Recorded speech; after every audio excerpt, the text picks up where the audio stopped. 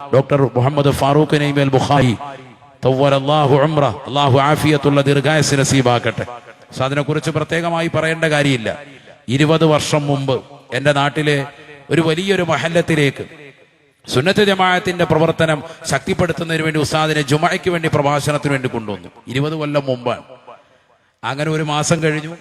നല്ല സുന്ദരമായ പ്രഭാഷണം, പ്രവാചക പ്രേമികളെ പുളകം കൊള്ളിക്കുന്ന നിലയ്ക്കാണല്ലോ പരിശുദ്ധരാകുന്ന മുത്തുനബി സല്ലല്ലാഹു അലൈഹി വസല്ലമ തങ്ങളെ കുറിച്ച് ഉസ്താദ് അവരുടെ പ്രഭാഷണമുള്ളത്. കേരളത്തിൽ എനിക്ക് തോന്നുന്നില്ല ഇത്രയേറെ മണിക്കൂറുകൾ മുത്തുനബി സല്ലല്ലാഹു അലൈഹി വസല്ലമ തങ്ങളെ കുറിച്ച് ഇത്രയേറെ മണിക്കൂറുകൾ പ്രസംഗിച്ചതാകുന്ന മറ്റൊരു പ്രഭാഷണം. മുത്തുനബിയുടെ ജീവിതത്തെ ആസ്പദമാക്കി തന്നെ പ്രഭാഷണം നടത്തിയ മറ്റൊരു പ്രഭാഷകൻ നമ്മുടെ ഈ കൊച്ചു കേരളത്തിലുണ്ടോ എന്ന് എൻ്റെ അറിവിലില്ല. അത്രയേറെ നല്ല രീതിയിൽ പ്രവാചക പ്രേമം നമ്മളെ ഹൃദയത്തിലേക്ക് എത്തിച്ച മുത്തുനബി സല്ലല്ലാഹു അലൈഹി വസല്ലം തങ്ങളെ കുറിച്ചുള്ളതാകുന്ന പ്രവാചകരോടുള്ള മഹബത്ത് നമ്മുടെ ഹൃദയത്തിൽ അടയാളപ്പെടുത്തിയ ഉസ്താദ് ഒരു റബീഉൽ അവ്വലിന്റെ സമയത്താണ് അവിടെ വന്ന് ചാർജ് എടുക്കുന്നത്. അൽഹംദുലില്ലാഹ് പ്രവാചകരെ കുറിച്ചുള്ളതാകുന്ന മദ്ഹ് അങ്ങനെ പറഞ്ഞ് ആളുകളൊക്കെ മുത്തുനബിയോടുള്ള മഹബത്ത് വന്നു. സുന്നത്ത് ജമാഅത്ത് സ്ഥിരപ്പെടാൻ തുടങ്ങി.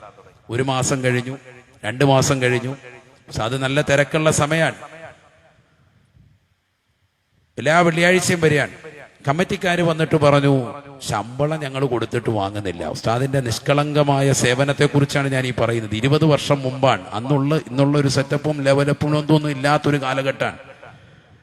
ശമ്പളം ഞങ്ങൾ കൊടുത്തിട്ട് വാങ്ങുന്നില്ല. എന്താണെന്നറിയില്ല, ഞങ്ങൾ കൊടുത്തത് കുറവായിട്ടാണോ എന്നറിയില്ല എന്ന് സങ്കടം പറഞ്ഞു. അവസാനം അതിനെക്കുറിച്ച് അന്വേഷിച്ചു. 2 മാസമായി തുടരെ ശമ്പളം വാങ്ങാതെ. ചോദിച്ചപ്പോൾ ഉസ്താദ് പറഞ്ഞൊരു മറുപടിയുണ്ട്, നമുക്കൊക്കെ വലിയ പാഠമാണ്. നമുക്കും ഇവിടെ ഒരുമിച്ച് കൂടിയതാകുന്ന മുഴുവൻ മുത്തഅല്ലിമീങ്ങൾക്കും പുതിയ തലമുറകൾക്കും ഒക്കെ ഒരു പാഠമുള്ളതാകുന്ന ഒരു വചനമാണ്. ഉസ്താദ് പറഞ്ഞത്, സുന്നത്ത് ജമാഅത്ത് സ്ഥിരപ്പെടുത്താനാണല്ലോ നിങ്ങൾ എന്നെ കൊണ്ടുവന്നത്. അപ്പൊ ഞാൻ അതങ്ങ് നടത്തട്ടെ എന്ന് കരുതിയിട്ടാണ്. കാരണം നമ്മൾ ഇനി അതൊരു ശമ്പളം വാങ്ങുമ്പോൾ അവർക്കൊരു ബുദ്ധിമുട്ടാകണ്ട, അതുകൊണ്ട് അത് നടക്കട്ടെ എന്ന നിലയ്ക്കാണ് ഞാൻ അൽഹംദുലില്ലാഹ് വന്നു പോകുന്നത്. 2 മാസം തുടർച്ചയായി വാഹനത്തിൽ വന്ന് പെട്രോൾ കാശ് പോലും വാങ്ങാതെ വന്ന് അവിടെ വന്ന് ഖിദ്മത്ത് എടുക്കാൻ.